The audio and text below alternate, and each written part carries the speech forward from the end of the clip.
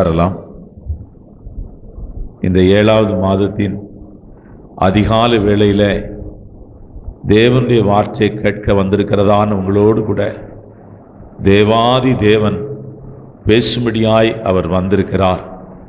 இந்த 6 மாதங்களை நாம் கடந்து வரும்படி தேவனாய கர்த்தர் நமக்கு உதவி செய்திருக்கிறார். நம்முடைய வாகனங்களோடு கூட அவர் இருந்திருக்கிறார். நம்முடைய எல்லா பிரயாணங்களோடு கூட அவர் இருந்திருக்கிறார். நாம் கையிட்டு செய்ததான எல்லா வேலைகளையும் கர்த்தர் ஆசீர்வதித்திருக்கிறார். 6 மாதமும் நாம் சோர்ந்து போகிற நேரங்களிலே, கலங்கி நின்ற நேரங்களிலே, சத்ரு எழும்பி நம்மோடு கூட யுத்தம் பண்ணின நேரங்கள் எல்லாம் கர்த்தர் நம்முடைய வலது பாரிசத்தில் நின்று கொண்டிருந்தார்.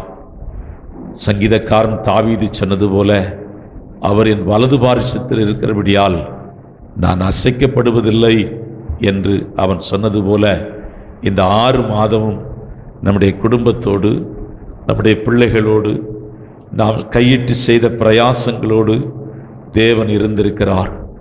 இந்த 7வது மாதத்திலே கர்த்தருடைய ஆலயத்தை தேடி வந்திருக்கிற உங்களோடு கூட ஆண்டவர் பேசும்படியாய் வந்திருக்கிறார். 7வது மாதத்தின் வாக்குத்தத்தம் என்னவென்றால், உபாகம புஸ்தகம் 28ஆம் அதிகாரம் 1ஆம் வசனம்.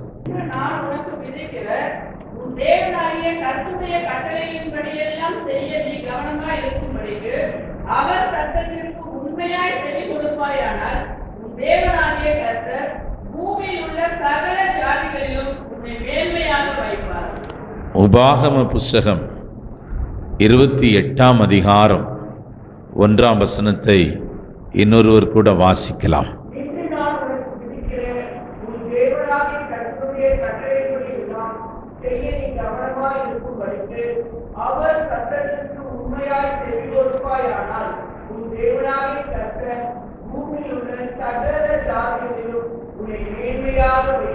சகல ஜாதிகளிலும் உன்னை மேன்மையாக அவர் வைப்பார். தேவனுடைய பிள்ளைகளே, ஆண்டவர் இந்த மாதத்திலே உங்களோடு கூட பேசுகிற வார்த்தை என்னவென்றால், நான் உன்னை மேன்மையாக வைப்பேன் என்ற வார்த்தை தான். நான் உன்னை மேன்மைப்படுத்துவேன் என்ற வார்த்தை தான். சகல ஜாதிகளிலும் உன்னை மேன்மையாக நான் வைப்பேன் என்று ஆண்டவர் சொல்லுகிறார். உன்னை நான் மேன்மையாக வைப்பேன் என்று ஆண்டவர் சொல்லுகிறார். தேவனுடைய பிள்ளைகளே, மனிதன் மேன்மையை பெற்றுக்கொள்ளும்படியாய் மிகவும் பிரயாசப்படுகிறான். எப்பொழுது மனிதன் ஏதேன் தோட்டத்திலே கர்த்தர் அவனை மேன்மைப்படுத்தி வைத்திருந்தார், தேவனுடைய கட்டளைகளுக்கு கீழ்ப்படியாமல் அவன் எப்பொழுது அந்த கட்டளைகளை உடைத்தானோ, அப்பொழுது கர்த்தர் அவன் வாழ்க்கையில வைத்திருந்த எல்லா மேன்மைகளையும் அவன் இழந்து போனான். மேன்மைகளை அவன் பெற்றுக்கொள்ளும்படியாய் அவன் போராட வேண்டியதிருந்தது. மேன்மைகளை பெற்றுக்கொள்ளும்படியாய் அவன் யுத்தம் பண்ண வேண்டியதிருந்தது. மேன்மைகளை அவன் பெற்றுக்கொள்ளும்படியாய் அவன் காத்திருக்க வேண்டியதிருந்தது. சில சமயங்களிலே மேன்மைக்காக காத்திருந்து மேன்மை வரவில்லை என்று சொன்னவுடனே தற்கொலை பண்ணி கொள்ளுகிற ஜனங்கள், லட்சக்கணக்கான ஜனங்கள் பூமி எங்கிலும் இருக்கிறார்கள். மேன்மைக்காக நாங்கள் காத்திருந்தோம், ஆனால் ஒன்றும் வரவில்லை, ஆகவே எங்கள் உயிரை மாய்த்து கொள்ளுகிறோம் என்று சொல்லுகிற ஜனங்கள் இந்த உலகமெங்கிலும் இருக்கிறார்கள். தேவனுடைய பிள்ளையே, தேவனாய கர்த்தர் தன்னுடைய ஜனத்தை பலப்படுத்தும்படி, தன்னுடைய ஜனத்தை திடப்படுத்தும்படி, தன் ஜனத்தை தைரியப்படுத்தும்படி இந்த காலவேளையில அருமையான உன்னை பார்த்து உன் அருகே நின்று ஆண்டவராய் இயேசு கிறிஸ்து சொல்லுகிற ஒரு வார்த்தை உண்டென்றால், உன்னை நான் மேன்மைப்படுத்துவேன் என்று ஆண்டவர் சொல்லுகிறார். அதற்காக தான் உன்னை நான் ரட்சித்தேன், அதற்காக தான் உன்னை நான் தெரிந்து கொண்டேன். நீ பாவத்தின் அடித்தளத்திலே இருந்தாய், சாபத்தின் அடித்தளத்திலே இருந்தாய், மரணத்தின் கட்டுகளிலே கட்டப்பட்டிருந்தாய். வாழ்க்கை போதும் என்று எத்தனையோ முறை நீ யோசித்திருக்கிறாய். அருமையான தேவனுடைய பிள்ளையே, நான் உன்னை மேன்மைப்படுத்தும்படியாய்தான் இந்த உலகத்திற்கு மனுஷனாய் வந்தேன். உன்னை மேன்மைப்படுத்தும்படியாய்தான் நான் கல்வாரி சிலுவையிலே அடிக்கப்பட்டேன். உன்னை மேன்மைப்படுத்தும்படியாய்தான் நான் ஒரு அனாதையைப் போல கல்வாரி சிலுவையிலே தொங்கினேன். நான் உன்னை மேன்மைப்படுத்துகிற தேவனாய் இருக்கிறேன். அருமையான தேவனுடைய பிள்ளையே, நீ ஆராதிக்கிற, நீ நேசிக்கிற, நீ பின்பற்றுகிற தேவனை பற்றி ஒரு காரியத்தை நீ அறிந்து கொள்ள வேண்டும், ஆழமாக அறிந்து கொள்ள வேண்டும். அவர் என்னை மேன்மைப்படுத்தும்படி அழைத்திருக்கிறார். அல்லேலூயா. என்னை மேன்மைப்படுத்தும்படி அழைத்திருக்கிறார். என்னை மேன்மைப்படுத்தும்படி என்னை தெரிந்திருக்கிறார். ஏசாயா தீர்க்க தரிசன புத்தகம் 55ஆம் அதிகாரம் 5ஆம் வசனத்தை வாசிக்கலாம். நீ அறியாதிருந்த ஜாதியை வரவழைப்பாய். உன்னை அறியாதிருந்த ஜாதி, ஆம் ஆம், ஒரு ஜாதி உன்னை தேடி வரும். அவர் உன்னை மேன்மைப்படுத்தி இருக்கிறார். இன்னும் வேதத்தை நீங்கள் வாசித்து பார்த்தால் 1 நாளாகம புத்தகம் 29ஆம் அதிகாரம் 12ஆம் வசனத்தை வாசித்து பாருங்கள். ஐஸ்வர்யமும் கனமும் உம்மாலே வருகிறது. தேவரீர் எல்லாவற்றையும் ஆளுகிறவர்.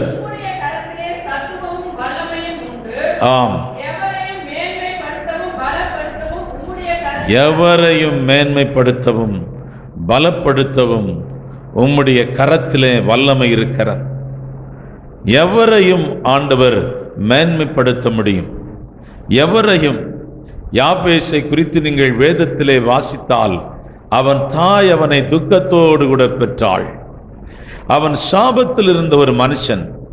ஆனால் கர்த்தருடைய ஆலயத்திலே போய் அவரை நோக்கி கூப்பிட்ட போது என்ன நடந்தது என்று சொன்னால், கர்த்தர் அவனையும் அவனுக்கு உண்டானவைகளையும் கர்த்தர் ஆசீர்வதித்தார். அவன் எல்கையை தேவனாய கர்த்தர் பெரிதாக்கினார். அவனை ஆண்டவர் ஜனங்கள் நடுவிலே, ஜாதிகள் நடுவிலே, தேசத்தின் நடுவிலே தேவனாய கர்த்தர் அவனை மேன்மைப்படுத்தினார்.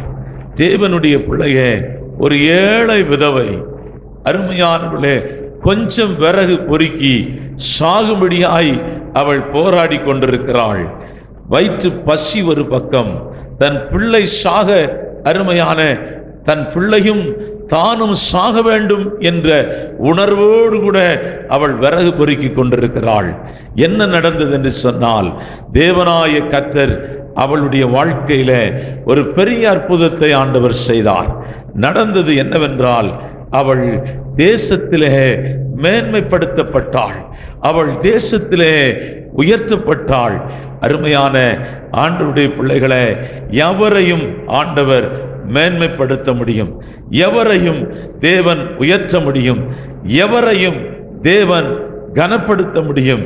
வேத புத்தகத்திலே ஒரு வசனத்தை நீங்கள் வாசித்து பார்த்தால் வாசிக்கலாம். ரூபனை குறித்து ஆதியாகம புத்தகம் 49ஆம் அதிகாரம் 3ஆம் வசனத்திலே ரூபனை குறித்து இப்படி எழுதப்பட்டிருக்கிறது.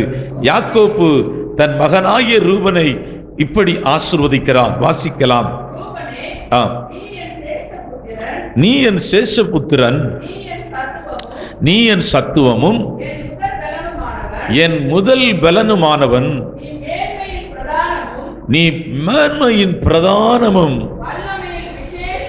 மேன்மையின் பிரதானம் என்று எழுதப்பட்டிருக்கிறது. ஆண்டவருடைய மேன்மை ரொம்ப ஆச்சரியமானது. மனிதனுக்கு மேன்மை, அருமையானவர்களே, அவன் பிரயாசத்தின் மூலமாய், கடினமான உழைப்பின் மூலமாய் சிலர் மேன்மையை சுதந்திரித்துக் கொள்கிறார்கள். சிலரை பிசாசு மேன்மைப்படுத்துகிறான். ஆண்டவருடைய மேன்மை முற்றிலும் வித்தியாசமானது. ஆண்டவருடைய மேன்மை மகிமையானது. ஆண்டவருடைய மேன்மை அதிசயமானது. இந்த கால வேளையில ஆண்டவருடைய மேன்மைக்குள் இருக்கிற மேன்மையை உங்களோடு கூட நான் பேச விரும்புகிறேன். முதலாவது மேன்மையை நீங்கள் வேத புத்தகத்திலே வாசித்தால், கர்த்தர் ஒரு மனிதனை ஐஸ்வர்யத்தினாலே ஆசீர்வதிக்கிற தேவனாய் இருக்கிறார். உபாகம புத்தகம் அதே 28ஆம் அதிகாரம் 2, 3, 4, 5, 6 வசனங்களை வாசிக்கலாம்.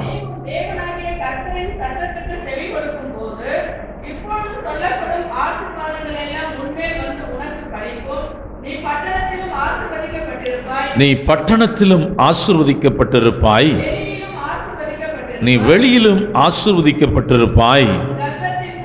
உன் கர்ப்பத்தின் கனியும் உன் நிலத்தின் கனியும் உன் மாடுகளின் பெருக்கமும் உன் ஆடுகளின் மந்தைகளும் ஆகிய ஆசீர்வதிக்கப்பட்டிருக்கும். ஆம்,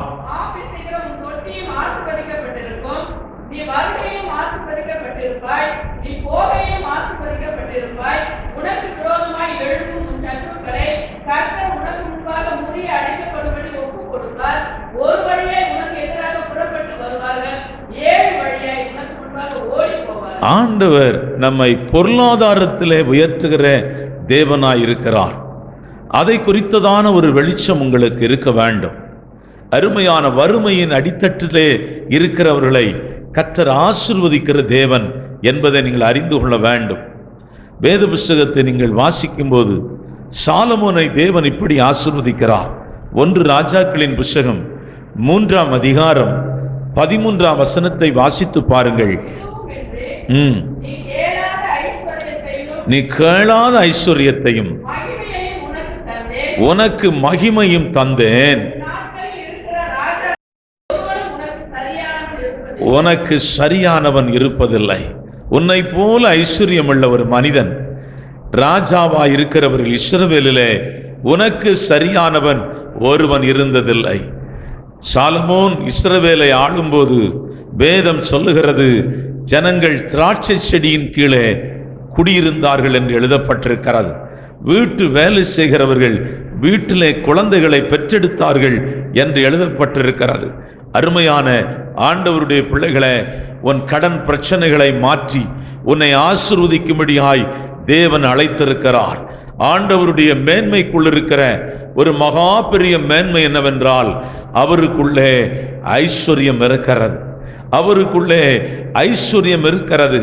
ஆபிரகாம் நம்முடைய முற்பிதாவாய் இருக்கிற நம்முடைய தகப்பனாய் இருக்கிற ஆபிரகாமை ஆண்டவர் சொன்னார், நான் உன்னை ஆசீர்வதிக்கவே ஆசீர்வதிப்பேன்.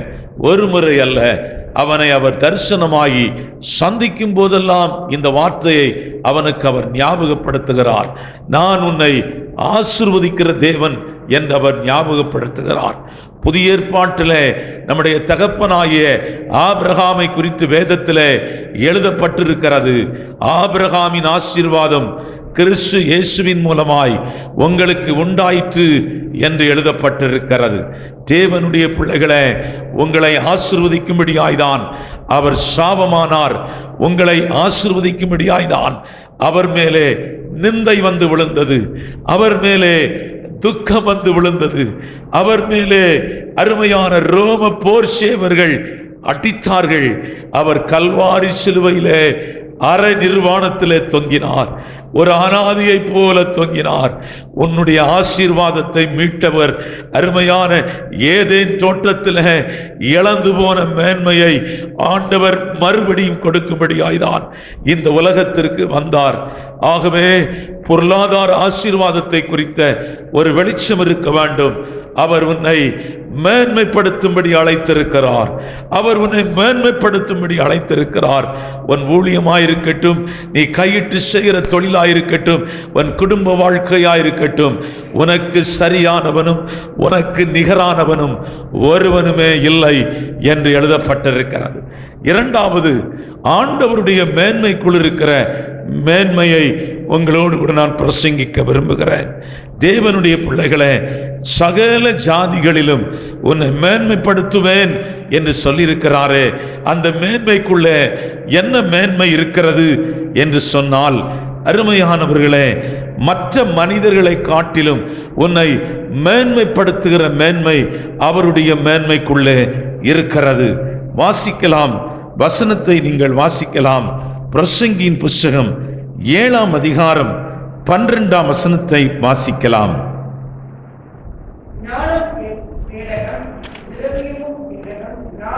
ஞானம் தன் கேடகம். மற்ற ஜனங்களுக்குள்ளே ஆண்டவர் உன்னை திரும்பி பார்க்கும்படி ஜனங்கள் நடுவில் உன்னை ஒரு விசேஷமான மனிதனாக கர்த்தர் மாற்றுகிறார். நான் அதை ரொம்ப ஆராய்ந்து போகும்போது கர்த்தர் உன்னுடைய அருமையான உனக்கென்று ஒரு விசேஷித்த ஞானத்தை தேவன் உனக்கு கொடுக்கும்படி விரும்புகிறார். இந்த 7வது மாதத்தில் அநேக சமயங்களில் அநேக காரியங்களை நாம் புத்தி இல்லாமல் செய்து விடுவோம். நாம் நினைத்து வேதனைப்படுவோம்.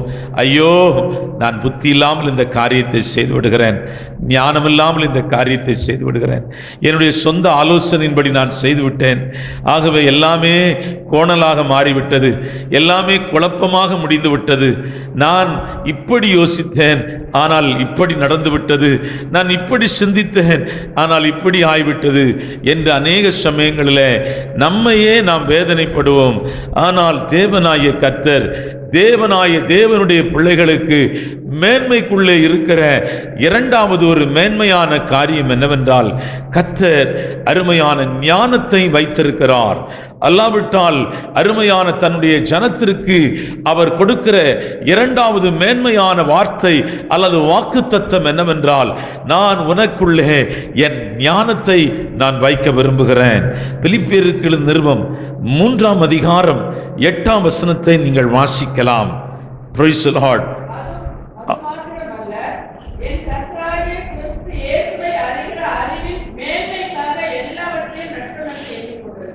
தேவனை அறிகிற அறிவின் மேன்மை. அப்போஸ்தலனாகிய பவுல், எனக்கு ஒரு ஞானம் கிடைத்திருக்கிறது, எனக்கு ஒரு புத்தி கிடைத்திருக்கிறது, நான் ஒரு அறிவை பெற்றிருக்கிறேன்.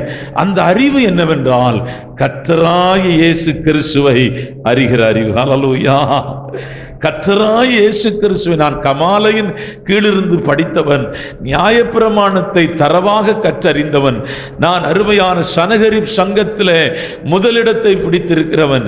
ஆனால் எனக்கு அப்பொழுதெல்லாம் இந்த ஞானம் கிடைக்கவில்லை, அப்பொழுதெல்லாம் நான் இந்த ஞானத்தை பார்க்கவில்லை. ஆனால் தமஸ்கு பட்டணத்தை நோக்கி போய்கொண்டிருந்த போது இயேசு கிறிஸ்து என்னை சந்தித்த போது ஒரு விசேஷித்த ஞானம் எனக்குள்ளே வந்திருக்கிறது. அது என்ன ஞானம் என்றால், அவரை அறிகிற அறிவின் ஞானம். ஆண்டவரை அறிகிற அறிவின் ஞானம். இந்த காலவேளையில இந்த ஞானத்தை கர்த்தர் உனக்கு வைத்திருக்கிறார்.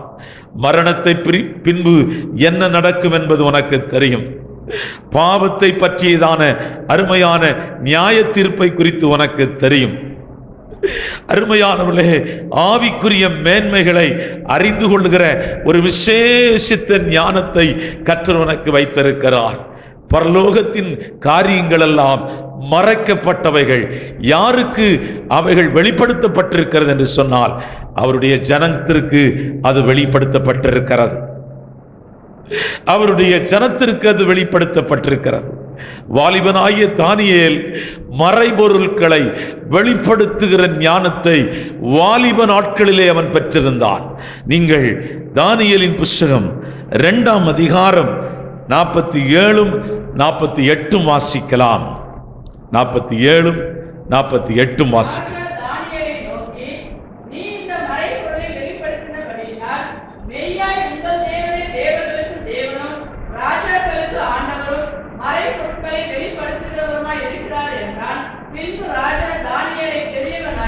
தேவன் தேவனாய கர்த்தர் தானியேலை பெரியவனாக்கி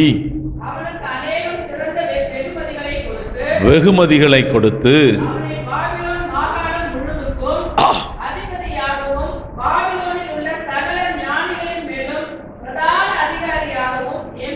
அவன் அந்த தேசத்துக்கு எப்படி வந்தான் தெரியுமா? ஒரு கைதியை போல. அருமையானவர்களே, கயிற்றினாலே குதிரைகள் வீரர்கள் அவனை இழுத்து கொண்டு வந்தார்கள். யோசித்து பாருங்கள். பசி, பட்டினி, உடுக்க வஸ்திரம் இல்லை, காதிலே ஒரு வளையத்தை அவர்கள் தீயிலே அருமையான தீயை காண்பித்து தோரமிட்டு அதிலே ஒரு வளையம் தொங்கி இருக்கும். சிறுமை அனுபவித்துக் கொண்டிருந்தான். ஆனால் அவன் மேலே தேவன் வைத்திருந்த வாக்குத்தத்தம் பெரியது. அவனோடு கூட ஆண்டவர் இடைப்பட்டதான அருமையான தேவன் விசேஷ விதமாய் தானியேலுக்குள்ளே கர்த்தர் இடைப்பட்டு கொண்டிருந்தார்.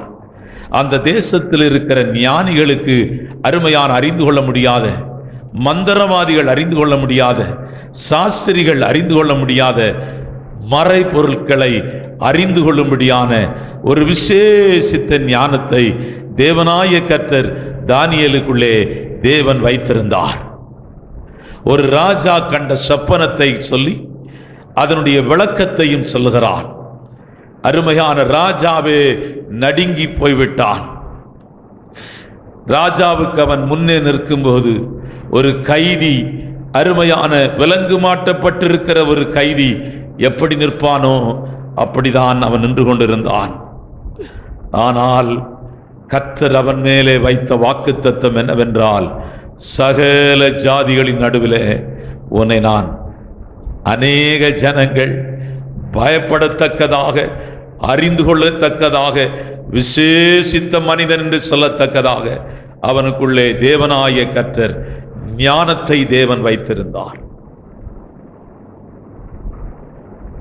அது பரலோகத்திலிருந்து வந்த ஞானம், படிப்பினாலே வந்த ஞானம் அல்ல, அனுபவத்தினாலே வந்த ஞானம் அல்ல, அறிவினாலே வந்த ஞானம் அல்ல, அல்லது உலகத்திலிருந்து உண்டான ஞானம் அல்ல. இது பரலோகத்திலிருந்து உண்டான ஞானம். இதில் இருக்கிற ஒரு பெரிய விசேஷம் என்னவென்றால், இந்த ஞானத்தினாலே மறைபொருட்களை நாம் அறிந்து கொள்ள முடியும். இந்த ஞானத்தினாலே வேதத்தின் மறைந்து கிடக்கிற பொக்கிஷங்களை நாம் பார்க்க முடியும், தேவனை பார்க்க முடியும், தேவனுடைய சத்தத்தை கேட்க முடியும், தேவனுடைய பிரசன்னத்தை உணர முடியும், தேவனோடு கூட நடக்க முடியும். ஏனென்றால் கர்த்தர் உன் ஆவியிலே அருமையான தேவனுடைய பரலோகத்தின் ஞானத்தை வைத்திருக்கிறார். உன் ஆத்துமாவிலே தேவன் பரலோகத்தின் ஞானத்தை வைத்திருக்கிறார். இதுதான் மேன்மைக்குள்ளிருக்கிற இரண்டாவது மேன்மை. மூன்றாவது, ஆண்டவர் சொன்ன வார்த்தையை நான் உங்களுக்கு மறுபடியும் ஞாபகப்படுத்துகிறேன். சகல ஜனங்களிலும் சகல ஜாதிகளிலும் உன்னை நான் மேன்மையாக வைப்பேன். அவருடைய மேன்மையில் இருக்கிற மூன்றாவது மேன்மை என்னவென்றால், அருமையானவர்களே, பாடுகளை சகிக்கிற மேன்மை. வாசிக்கலாம் 1 பேதுருவின் புஸ்தகம் 2ஆம் அதிகாரம் 19, 20, 21.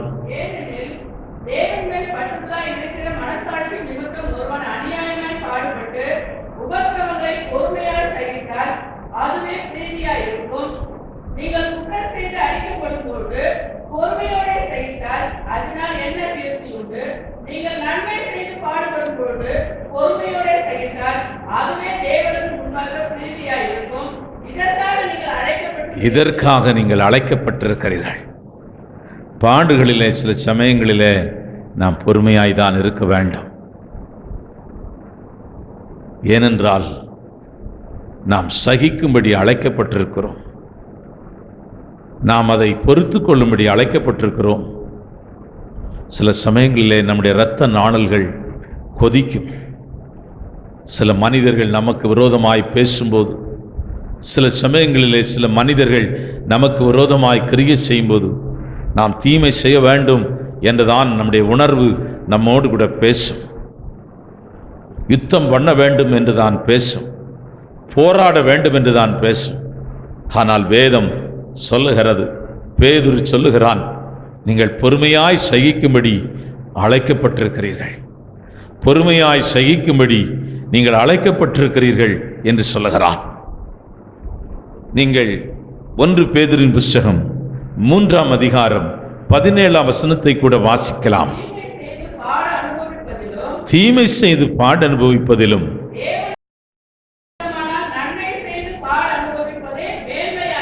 மேன்மையாக இருக்கும் என்று எழுதுகிறார். நான் எவ்வளவோ துன்பங்களை இந்த மனிதனுக்கு கொடுத்தேன், ஆனால் இந்த மனிதன் ஒரு தீமையும் செய்யவில்லை, ஒன்றும் செய்யவில்லை. தேவனுடைய பிள்ளைகளே, நீங்கள் பொறுமையாய்தான் சகிக்க வேண்டும். சத்துரு ஆண்டவர் பார்த்து கொள்கிறவராக இருக்கிறார். ஆண்டவர் யுத்தம் பண்ணுகிறவராய் இருக்கிறார். வேதம் சொல்லுகிறது, நீங்கள் சும்மா இருப்பீர்கள், நான் உங்களுக்காக யுத்தம் பண்ணுவேன் என்று ஆண்டவர் சொல்லுகிறார். பார்வோனோடு கூட யுத்தம் பண்ணினவர், கோலியாத்தோடு கூட யுத்தம் பண்ணினவர், அருமையான உனக்காக அவர் யுத்தம் பண்ணுகிறவர், உனக்காக அவர் வழக்காடுகிறவர், உனக்காக சத்துருவின் வல்லமைகளை அழிக்கத்தக்க வல்லமை உடையவர்.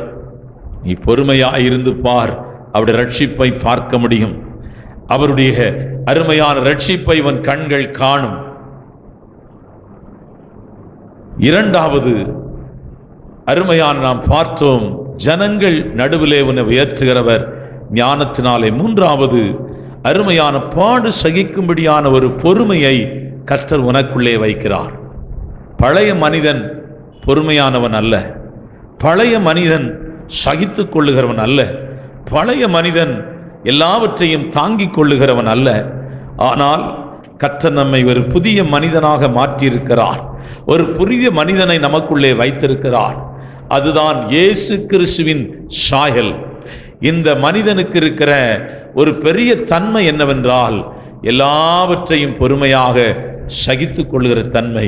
நாமே நம்மை பார்த்து சில சமயங்களில் ஆச்சரியப்படுவோம், நான் தானா இந்த சூழ்நிலையில இவ்வளவு பொறுமையாய் வந்திருக்கிறேன், நான் தானா இந்த சூழ்நிலையில யுத்தம் பண்ணாமல் வந்திருக்கிறேன் என்று சில சமயங்களில் நாம் செபிக்கிறதான அந்த இடத்திற்கு போகும்போது, கர்த்தருடைய சமூகத்திற்கு போகும்போது, நான் எப்படி இந்த சூழ்நிலையிலே பொறுமையாக இருந்தேன், எப்படி இந்த சூழ்நிலையை நான் சகித்து கொண்டேன், எப்படி இந்த சூழ்நிலையை நான் தாங்கிக் கொண்டேன் என்று நம்மையே நாம் ஆச்சரியப்படுவோம். ஆனால் தேவனுடைய பிள்ளைகளே, உன் பழைய மனிதனாலே அப்படி தாங்கிக் கொள்ளவோ சகித்து கொள்ளவோ பொறுத்து கொள்ளவோ முடியாது. ஆனால் ஆண்டவர் உன்னை புதிய மனிதனாக மாற்றியிருக்கிறார். ஒரு புதிய மனிதனை ஆண்டவர் உன் இருதயத்திலே அருமையான அந்த பழைய ஆத்துமாவை புதிய ஆத்துமாக மாற்றியிருக்கிறார். செத்துப்போன உன் ஆவியை தேவன் உயிர்ப்பித்திருக்கிறார். இந்த ஆத்துமாவில் இருக்கிற ஒரு மேன்மை என்னவென்றால், இயேசு கிறிஸ்துவின் சுவாபம் அந்த புனித மனிதனுக்குள்ளே இருக்கிறபடியால் இந்த சூழ்நிலையில அருமையான பொறுமையோடு கூட பிரைஸ் தி லார்ட் நாம் நடந்து கொள்ள வேண்டும். மோசேயை குறித்து வேதம் என்ன சாட்சி கொடுக்கிறது என்றால், அருமையான பூமியிலே அவன் எல்லா மனிதனை காட்டிலும் பொறுமையாயிருந்தான் என்று மோசேயை குறித்து வேதம் சாட்சி கொடுக்கிறது. ஆகவே இந்த மேன்மைக்குள் இருக்கிற ஒரு பெரிய மேன்மை பொறுமை. ஒருவேளை குடும்ப வாழ்க்கையிலே புருஷன் ஒருவேளை கடினமான நம்மை துக்கப்படுத்துகிற ஒரு மனிதனாக இருக்கலாம், ஒருவேளை மனைவி நம்மை துக்கப்படுத்துகிற ஒரு இடத்தில் இருக்கலாம், ஒருவேளை பிள்ளைகள் நம்மை துக்கப்படுத்துகிற இடத்தில் இருக்கலாம். சில சமயங்களில் அழுது கொண்டே நாம் துக்கப்பட்டு கொண்டே இருப்போம். நான் சொல்லுகிறேன், கர்த்தர் இந்த காலவேளையில உன் இருதயத்திலே காணப்படுகிற துக்கத்தை தேவன் எடுத்து போடுகிறார். அந்த துக்கம் கூட பொறுமை அல்ல. பொறுமையாயிருக்கிறவன் கர்த்தர் பார்த்து கொள்வார் என்று அமைதியாயிருப்பான். அல்லேலூயா. நீங்க துக்கத்தோடு கூட இருக்கிறேன், அழுது கொண்டே இருக்கிறேன், எனக்கு என்ன செய்வதென்றே தெரியவில்லை, இந்த சூழ்நிலையில இந்த மனிதனை விட்டு விடுவதா, இந்த மனிதனை விட்டு ஓடி விடுவதா, அல்லது செத்து விடுவதா, இப்படியெல்லாம் நம்முடைய படுத்திருக்கும் போது நம்முடைய சிந்தனைகளிலே எண்ணங்கள் ஓடிக்கொண்டே இருக்கும். ஏன் நான் வாழ வேண்டும், ஏன் நான் ஜீவிக்க வேண்டும், எத்தனையோ பேர் மரிக்கிறார்களே, எனக்கு ஏன் மரணம் வரமாட்டேங்கிறது, இப்படிப்பட்ட யோசனைகள் வந்துவிடும். அருமையான, எங்கே போவது, நான் ஒரு அனாதையாக இருக்கிறேன், பெற்ற தாய் இல்லை, தகப்பன் இல்லை, என்னுடைய துக்கத்தை பகிர்ந்து கொள்ளும்படியாய் ஒருவருமே இல்லை, நான் இந்த இருண்ட இந்த அறைக்குள்ளே, இந்த பூட்டப்பட்டிருக்கிற அறைக்குள்ளே நான் அழுது கொண்டிருக்கிறேன் என்று ஒருவேளை துக்கப்படுகிற அருமையான மகளே, கர்த்தருடைய ஆவியானவர் உன்னோடு கூட பேசுகிறார். கல்வாரி சிலுவையின் பொறுமையை கர்த்தர் உன் இருதயத்திலே வைக்க விரும்புகிறார். பொறுமைக்கு ஒரு வல்லமை இருக்கிறது, அது உங்களோடு கூட நான் பகிர்ந்து கொள்ள விரும்புகிறேன். பொறுமை இருக்கிற வல்லமை என்னவென்றால், சிறைச்சாலின் அஸ்திவாரங்களை அசைக்கத்தக்க வல்லமை இருக்கிறது. யோபு பொறுமையாய் இருந்ததுனால அருமையான தேவனாய கர்த்தர் அவனை இரட்டத்தனையாக ஆசீர்வதித்தார். அந்த ஆசீர்வாதம் எங்கே மறைந்து கிடந்ததென்றால் யோபின் பொறுமைக்குள்ளே மறைந்து கிடந்தது. ஹல்லேலூயா. யோபு மாத்திரம் ஆண்டவரை மறுதலித்து போயிருப்பானேயானால், தேவனுடைய பிள்ளைகளை, அவன் சரித்திரத்திலே இடம் பிடிக்காத ஒரு மனிதனாக போயிருப்பான். சரித்திரத்திலே அவன் பெயர் வந்திருக்காது. இந்த பரிசுத்த வேத புஸ்தகத்திலே அருமையான ஆண்டவர் நெகேமியா அருமையான இந்த யோபின் பெயரை தேவனாய கர்த்தர் பதிவு பண்ணியிருக்கிறார். அவனுக்கென்றே ஒரு புத்தகத்தை இந்த வேத புஸ்தகத்திலே பதிவு பண்ணியிருக்கிறார். அதற்கு ஒரே ஒரு காரணம், பாடுகளிலும் நெருக்கங்களிலும் போராட்டங்களிலும் நடந்து போகும்போது அருமையான அவனுடைய சிநேகிதர் அவனை நிந்தித்த போது அவன் பொறுமையாய் நடந்து போனதினாலே தான் அவன் இந்த பரிசுத்த வேத புஸ்தகத்திலே பதிவு பண்ணப்பட்டிருக்கிறான். இது கர்த்தர் உனக்கு கொடுக்கிற மூன்றாவது மேன்மை. அல்லேலூயா. நான்காவது மேன்மையை உனக்கு நான் அறிமுகப்படுத்த விரும்புகிறேன். எபிரேயருக்கு எழுதின நிருபம் 11ஆம் அதிகாரம் 35ஆம் வசனம்.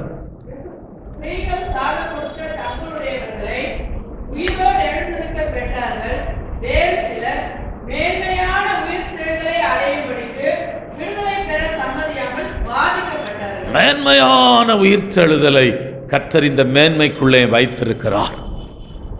வேதத்தில் இப்படி ஒரு வசனம் இருக்கிறது.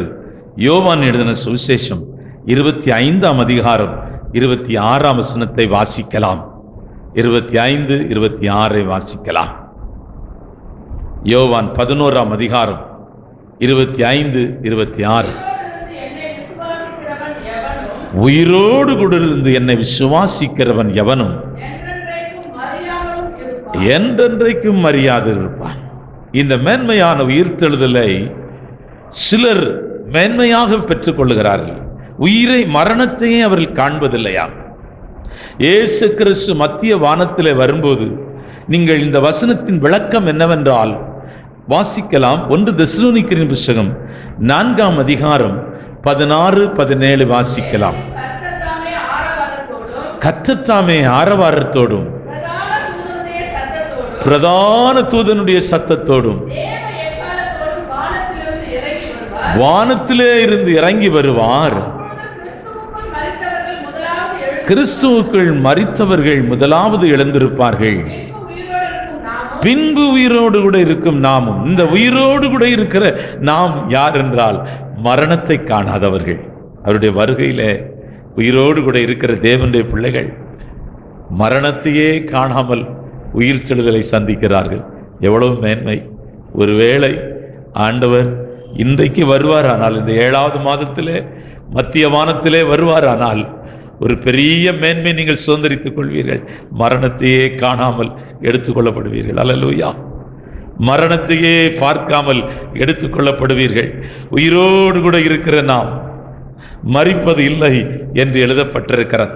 இந்த வசனத்தின் ஆழமான விளக்கத்தை தெசலோனிக்கருக்கு அப்போஸ்தலனாகிய பவுல் எழுதும்போது எழுதுகிறார். கர்த்தர் ஒரு மேன்மையான உயிர்த்தெழுதலை வைத்திருக்கிறார்.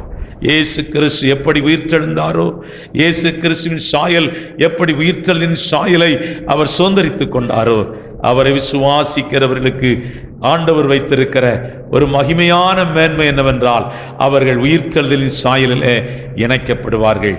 5வது மேன்மைக்குள் இருக்கிற மேன்மையை பேசி நான் முடிக்க விரும்புகிறேன். எபிரேயருக்கு எழுதின நிருபம் 10ஆம் அதிகாரம் 34ஆம் வசனம்.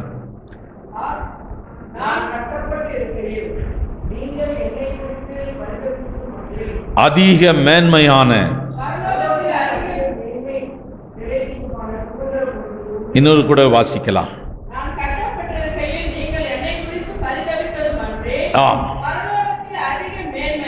அதிக மேன்மையும் நிலையுள்ளதான சுதந்திரம் உங்களுக்கு உண்டு. ஒரு மகா பெரிய மேன்மை நீங்கள் அடையும்படி அழைக்கப்பட்டு பிரயாணம் பண்ணி கொண்டிருக்கிறீர்கள். இஸ்ரவேல் ஜனங்கள் கானானை சுதந்தரித்துக் கொள்ளும்படியாய் 40 வருஷம் பிரயாணம் பண்ணினார்கள். உங்கள் விசுவாசத்தின் யாத்திரையிலே பழைய ஏற்பாட்டின் வாக்குத்தத்தத்தை காட்டிலும் பழைய ஏற்பாட்டின் வாக்குத்தத்தம் கானான் தேசம் பழமையாய் போய்விட்டது. புதிய ஏற்பாட்டின் வாக்குத்தத்தம் பழமையானதல்ல, அது ஜீவன் உள்ளது, அது நிலையானது, அது மாறாதது, அது மறைந்து போகாதது, அது நித்தியமானது. தேவனுடைய பிள்ளைகளுக்கு கர்த்தர் கொடுத்திருக்கிற மகிமையான வாக்குத்தத்தம் அதுதான் தேவனுடைய ராஜ்யம், அதுதான் அந்த மகிமையான தேசம். தேவனுடைய பிள்ளைகளே, நீங்கள் யோவான் எழுதின சுவிசேஷம் 14ஆம் அதிகாரம் 1, 2, 3 வாசிக்கலாம். உங்கள் இருதயம் கலங்காதிருப்பதாக தேவனிடத்தில் விசுவாசமாயிருங்கள், என்னிடத்திலும் விசுவாசமாயிருங்கள். என் பிதாவின் வீட்டில் அநேக வாசஸ்தலங்கள் உண்டு. அப்படி இல்லாதிருந்தால் நான் உங்களுக்கு சொல்லியிருப்பேன். ஒரு ஸ்தலத்தை உங்களுக்காக நான் ஆயத்தம் பண்ண போகிறேன். தேவனுடைய பிள்ளையே, 5வது கர்த்தர் வைத்திருக்கிற மேன்மை ஒரு அழியாத தேசம். இயேசுவோடு கூட நாம் நித்தியமாய் வாழ்கிற தேசம். மறுபடி வாக்குத்தத்த வசனத்தை வாசிக்கலாம்.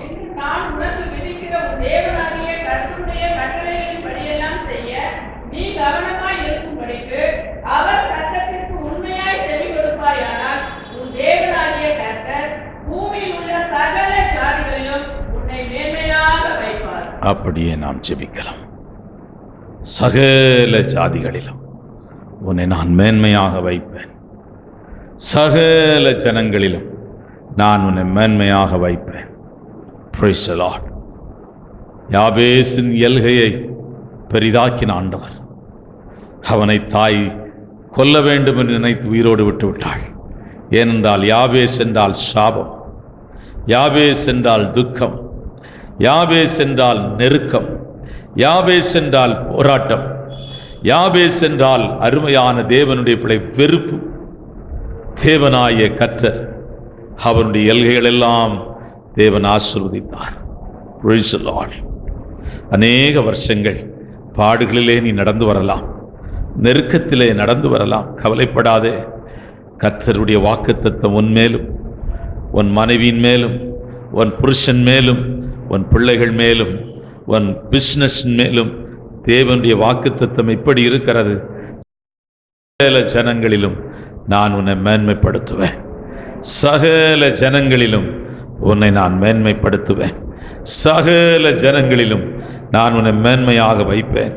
சகல ஜனங்கள் நடுவிலும் உன்னை மேன்மையாக உயர்த்துவேன். கர்த்தர் கொடுத்த வாக்குத்தத்தத்துக்காய் கர்த்தரை ஸ்தோத்திரம் பண்ணுவோம். எல்லாரும் வாயில திறந்து கர்த்தரை ஸ்தோத்திரம் பண்ணுவோம். ஹல்லேலூயா, ஹல்லேலூயா, ஹல்லேலூயா, ஹல்லேலூயா. தகப்பனே, இந்த 7வது மாதத்தில் நீர் கொடுத்த வாக்குத்தத்தத்துக்காய் உமக்கு ஸ்தோத்திரம் ஆண்டவரே. கர்த்தாவே, சகல ஜனங்களிலும் எங்களை மேன்மையாய் வைக்கிறவராய் நீர் இருக்கிறதற்காய் உமக்கு ஸ்தோத்திரம். ஒவ்வொருவரை நான் ஆசீர்வதிக்கிறேன். ஒவ்வொருவரையும் மேன்மைப்படுத்துவீராக, ஒவ்வொருவரையும் மேன்மைப்படுத்துவீராக. ஒவ்வொருவரை இந்த கால வேளையில உம்முடைய ஆலயத்திலே வந்த ஒவ்வொருவரையும் மேன்மைப்படுத்தும், ஆசீர்வதியும். இயேசுவின் நாமத்தில் செபிக்கிறேன் பிதாவே. என் ஆத்துமாவே கர்த்தரை ஸ்தோத்திரி, என் முழு உள்ளமே ஒரு பரிசுத்த நாமத்தை ஸ்தோத்திரி. என் ஆத்துமாவே கர்த்தரை ஸ்தோத்திரி, அவர் செய்த சகல உபகாரங்களை மறவாதே. ஆமென். கர்த்தராகிய இயேசு கிறிஸ்துவின் கிருபையும் பிதாவினுடைய அன்பும் பரிசுத்தாவியானுடைய அன்யோன்ய ஐக்கியமும் 7வது மாதத்தின் வாக்குத்தத்த கூட்டத்திலே வந்த ஒவ்வொருவரோடும் விசேஷ விதமாயிருப்பதாக. ஆமென். கர்த்தர் உங்களை ஆசீர்வதிப்பார்.